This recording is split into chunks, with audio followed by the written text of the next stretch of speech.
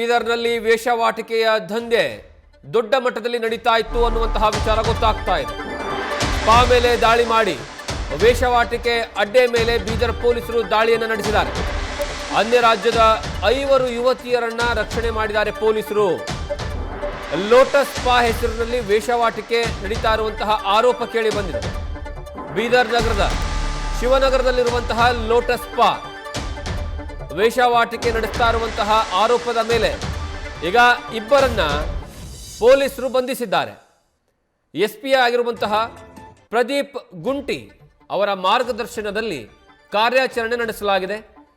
ನೀವು ಅದೇ ಫೋಟೋಗಳನ್ನು ಅದೇ ವಿಡಿಯೋಗಳನ್ನು ನೋಡ್ತಾ ಇದ್ದೀರಾ. ನೀವು ಬೀದರ್ನಲ್ಲಿರುವಂತಹ ಶಿವನಗರದಲ್ಲಿರುವಂತಹ ಲೋಟಸ್ ಸ್ಪಾ ಇದು. ಲೋಟಸ್ ಸ್ಪಾ ಮೇಲೆ ಪೊಲೀಸರು ಹೋಗಿ ದಾಳಿನ ನಡೆಸ್ತಾರೆ. ದಾಳಿ ನಡೆಸಿ ಅಲ್ಲಿ ವೇಷವಾಟಿಕೆ ನಡೀತಿದೆ ಅನ್ನುವಂತಹ ವಿಚಾರ ಅನುಮಾನ ಪಟ್ಟಿರುವಂತಹ ಕಾರಣಕ್ಕಾಗಿ ಆ ಒಂದು ಸ್ಪಾ ಮೇಲೆ ದಾಳಿ ನಡೆಸಲಾಗುತ್ತೆ.